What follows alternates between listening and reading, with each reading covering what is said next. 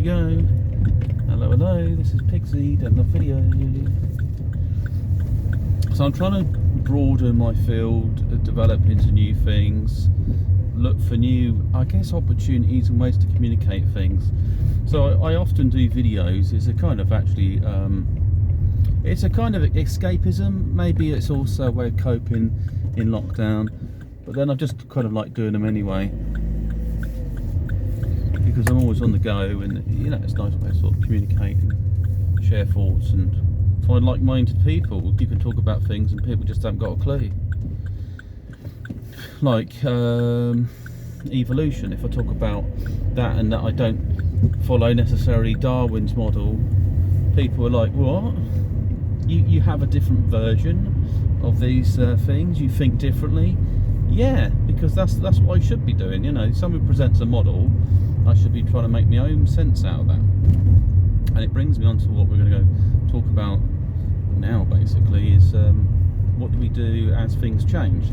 Now, a lot of people are hanging on to the old model of society, it's all going to go back to normal, everything else. No, I think the infrastructure is going to change slightly, and this virus is going to be with us forever in one form or another. So it's still going to hit and affect older people. They're going to put them on, obviously vaccinate them as much as they can and try to keep them safe, but at any time this gets into the general population, it's going to cause a problem.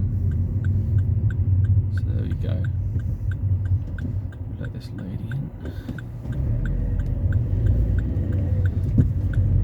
It's going to keep reoccurring, and also we think about the Western countries. We've got this vaccine they're rolling out, and it will improve your chances and odds basically. But we've also got what's coming next will be a lot of high levels of unemployment, and then you've got people in third world countries who want to migrate quickly out of their country because it's basically a diseased area, so that's killing them. They've got high crime levels, high unemployment, and then you've got the pandemic in the middle that's virulent as hell, and it's also going to get the opportunity to knock out new variants, which are going to be a bit more aggressive. And I know they can tailor vaccines, so they say. Yeah, basically they just add a genetic factor from the actual virus, the new strain, and then mix that into a weaker virus to knock out. Depending on what the vaccine company is. Some vaccines are making viruses. They're making the vaccine look like the virus, and some are actually using the virus. The ones that use the virus can adapt it a bit better than the ones who are just sort of modelling it on a virus that looks like the virus. It sort of has the same sort of proteins on the outside or whatever they've done to add that information across to make it more effective for your body to track and destroy, basically. But the problem with vaccines is they're okay for dealing with deadly diseases, but you don't want to take loads of vaccines all the time because it weakens your own ability, your own immune system to deal with things. And the other issue with people, if they're indoors, locked down quite a lot of the time, they're not engaging the environment, so they're not actually ramping up their immune system anyway. So if you've kind of ramped it down and then you suddenly get hit by something, then you're more vulnerable. This is why older people are more prone to certain diseases, because they don't get out, or they live in an environment where the environmental controls are always hot, or it's whatever the condition is the particular virus likes. Especially tummy bugs and things. If you're breathing them in all the time, so if you're in an area where the air is recycled, then you'll breathe in the virus that's affected somebody else, and then it starts going in other places like your eyes, pores, anything. And it just keeps weakening. It's like you could be immune to, you could have had COVID, and you could feel that you're fairly resistant or immune to it. But if you keep on sticking you around people who've got different variants of COVID, who are sick, your immune system has to battle every time it meets it. It might know the enemy and know how to dispatch the enemy, but it still has to do it all the time. It starts wearing down. I know the immune system's active all the time anyway, because there's threats sitting naturally in the environment. You just can't get away from them. mean, there may be some ways to improve that, but you have to be very careful experimenting with things in the body. What can improve the immune system?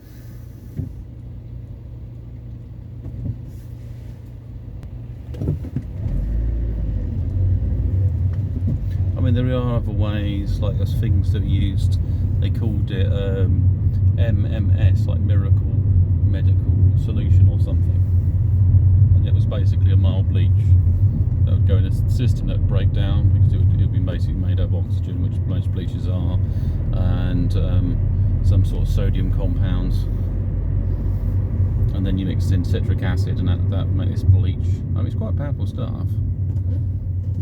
It's getting into the body, that's the problem. It's not something you'd want to start injecting yourself with things, otherwise you'd go a bit too far, because if you don't know what you're doing, you put yourself at heavy risk, and that would, you know, freak you out and freak everyone else out. But it's not really something I need to consider, because I'm not in a situation whereby, I mean, if I had a blood disease, then I'd need to clear it up. That would be a problem. I'd have to identify that would be the issue, and I pretty much don't have many issues with my blood. It's pretty fine. Colloidal silver goes into the blood quite easily, and that's an oxidised form, so if you freshly make it, drink the stuff. However, if it does become in contact with ultraviolet light, it will break down. I wonder why that ambulance has stopped there. Maybe it's dealing with some shit. So you can see the roads are quite busy, so things are returning back to normal. A lot of people are not bothering with face masks. The virus will spread pretty quick around. There are some new variants that are have an impact on the younger people, but the reason actually why the younger people may be more at risk of COVID is because they're indoors all the time. If they're indoors on their tablets, getting into things that basically weaken their immune system, well, they might have a strong bounce back from a virus, but they don't want to be in a situation where they even catch it. But the problem is that's what happens, with the immune system's up and down on younger people, and you'll tend, they're 10, we're at 10, you know, we've all been there. I mean, I remember I was terribly ill when I was younger. Blooming flus, whooping cough, mumps, measles, all them sorts of stuff. I had all them. Yeah. Gastric, had a food poisoning, like some gastric thing, that was awful. And that changed my body a bit, because it was a strong thing. I had some bacteria or something, and then you develop autoimmune problems. Your immune system sort of goes a bit AWOL every now and then, which is something I'm trying to control, but it's understanding what triggers it, what upsets it, what works well with it. I need to get myself some sugar. I think I've got some chugga chunks somewhere, and they basically have polyphenols that benefit your immune system. So your immune system consumes them, and it can use it to regenerate. That's what something like that I come across. But basically, it's like tree sugars, because the chugga grows on trees, and it's like a type of, it's a bit like a wart really, fungus, but for the tree. And then when you take it and you sort of boil it, you get melatonin, melanin actually. You get a lot of melanin, might be melatonin now as well. And then what else? Or is that the stuff you use for printers? It is quite an inky colour though. And there's a lot of other things that are nutrients that have been drawn out through the tree that normally you wouldn't get in other foods. So it's quite good, because your body just can't break down wood. But having this intermediary using this chugga is a kind of way. So, and also I've talked about things like MGTOW, because I've been sort of like thinking about these things and stuff, and it's not like I'm hooked mad on it. I mean, I understand the plan. Basically, my model for living is survival. So finding the right kind of partner that helps me improve my quality of life is important. Social status isn't so important, because if you have someone that's very successful, they would pretty much be doing that. That's what happens a lot with people partner up with women. You don't want to be someone in competition. I mean, yeah, sure, the woman probably wants a guy that enhance that social connections, but I think I'd do that through skill sets, and that's what I need to do. Just work on developing skills, abilities to deal with things. Don't know if there's enough space at the moment. Okay, wait here. He ain't got his lights on. There we go. Yeah. And also, let's just go on a bit prepper, really. That's what I need to do. No, we had a sort of a flurry. We've also got dodgy weathers coming in as well, and setting yourself up for that. And things like, how would you survive without a job? I mean, are you growing things at home? This is sort of thing. I mean, I'm not growing things that necessarily I can live on and eat on, but I might need to consider these sorts of things, especially if there's shortages of food, because that's going to be difficult. Especially in a situation where you have to literally eat anything, and you'll get people buying dog food to eat and trying to make curries out of it and stuff. You know, it could happen. Yeah, that's probably irritating. Ooh.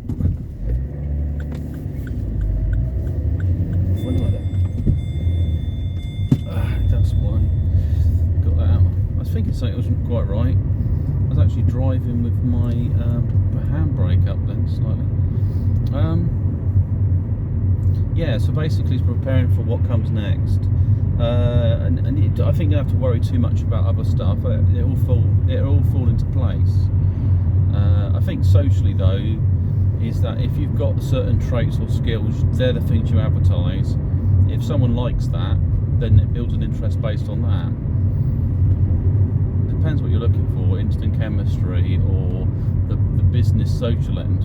Otherwise you'll be like in the friend zone, beta male, and then if you actually have what they're looking for, then they'll probably be more interested in building a relationship. But then it's not, like I say, it's not actually that important.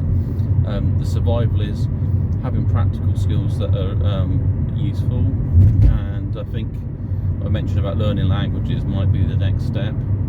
It just opens different avenues. You know, if I wanted to teach English in a different country, if I can actually speak their lingo, that would help. Or there might be a migration, might be changes in migration. I don't think so much for the UK, but there's other countries and they just don't speak any English at all. I mean, how's that going to work? And also might have older generations, so I do sort of health and social care side of things. Might be working with people that don't know English. So knowing some other languages does open doors and avenues for me, potentially, but it's accessing that really. I mean, if you don't really put it to use, something you think, what am I learning a skill for? But then if you think about when you procrastinate, like, you know, you might be an expert at a particular computer game, and it's a limited skill, because unless you find somebody who's really interested in that game, how can you use that information to further yourself? So yeah, some practical skills. I might look at making things. I've got sort of this sort of routing tool. I've seen you can make like wooden rings, all sorts of things. Crafts, because it means I could go in the woods, pick up some wood, pick up some stones, decorate them, turn them into something artistic, and then try to sell them, which is actually a lot useful. And also a bit of food craft. It's like things like nettles and stuff. The only thing is you've got to be careful you don't end up with let one go, he's speeding.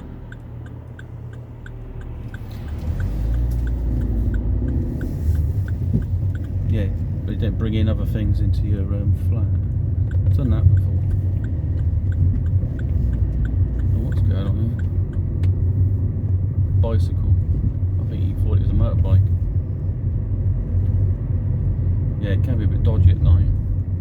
So yeah, I mean, that's really what it is. The status is better, being a better performer as a man, and that's probably key. I mean, some things you can't really change. Like, I'd love to get slimmer and fitter and everything else, but it's not as easy. Not unless I start starving myself, and at the moment I don't think I need to do that. I mean, I am eating one meal a day, but it just doesn't seem enough.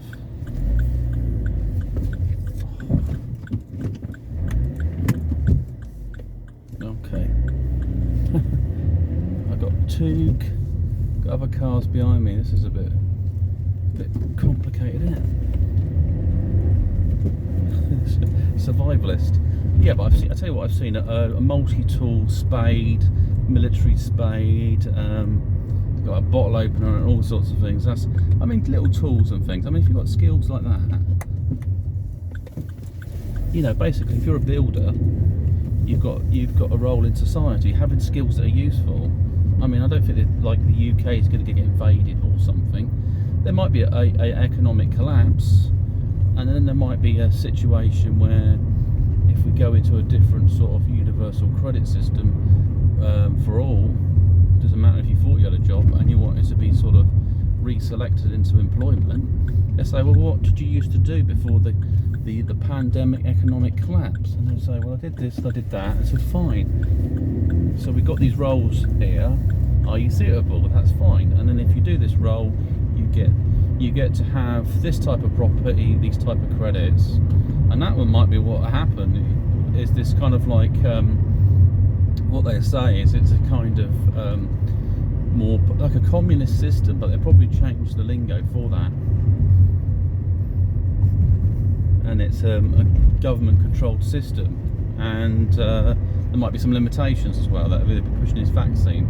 After I've completed my course of the vaccine, I'm not going to go back to trying it. It gave me a blooming headache for about a day or two, so I just need to have my second, and that's that. I'm not going to worry too much. I'm just going to look at getting the zinc, get your vitamin C, just keep the immune system good, keep it strong. And the other thing is, I see stuff about like Holocaust. Well, if a pandemic, I know it's a pandemic, but if it's been created as a bioweapon and it's gone out of control, then that technically has caused something equivalent to, I know, I tell you what, there's a car right up my arse then, and I'm indicating, and the speed drop to get around the corner without getting this thing stabbing me up the backside is unbelievable. Yeah, it's equivalent to that. I mean, actually, it's a shadow, the Holocaust. Like, yeah, it's terrible, but it's not relevant now. We've got a bloody pandemic. Millions have died. You know, it was, I mean, sure, it was a cruel time. People did cruel shit to each other. I mean, there's a lot of stuff happened with Stalin, and there's probably a lot of other stuff that's happened in the past. You know, if we wanted to record that properly, that history, we'd probably be shocked by what people do, like, you know, drown them or burn them and stuff. It's equally evil.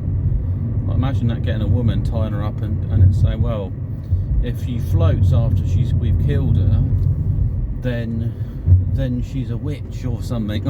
She thinks, I can't remember what the thing is. It's something stupid, but it results in a death either way. Imagine that being tied to a flipping thing, and then or somebody spent years trying to break her, and they basically make the person admit that they're to a crime they haven't committed. Like, yes, you are a witch, and they start whacking her and all sorts of things. Come on, tell us the truth. Your best friend's Satan or some bollocks like that. And it's just crap. Why do people believe some of this shit? I mean, this is what's important. You've got to pull it apart. I mean, it's just been used, basically.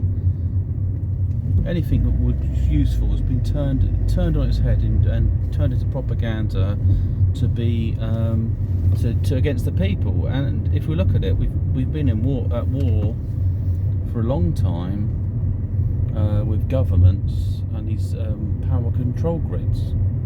And then if we want to look at the origin of the virus, there's been viruses going on in the Middle East for a long time, since the Japanese talked about black medicine and tried to use a lot of fleas with a lot of some disease they dropped in the Chinese many years ago. And it's likely we'll find that the Wuhan lab was funded by US corporate sources combined with the Chinese. It's like corporations integrating with government.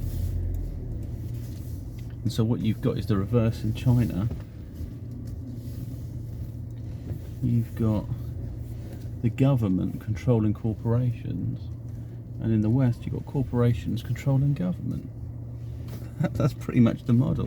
They're starting to mirror each other, and then let's have a look. We've got about a foot. that's what's happening. And the same with, like, you've got like hybrid systems of between communism and totalitarianism and all sorts of other systems in place. There was stuff to do recently with shares. They didn't want people taking advantage of the share market, so they basically limited their trading capacity, and they have no right to do that. They just change the rules because they realised there was a profit margin would be screwed up. So I guess with this video, what I'm saying is look at the prepping side, improve ways to survive in poverty, and also to survive in situations where you might not have work, and then also can you migrate. I mean, that's the problem issue with people in the UK or maybe other countries that speak English, is we don't tend to travel around much, but we might have to for work and so on. So take care, stay safe, and speak to you soon. Bye.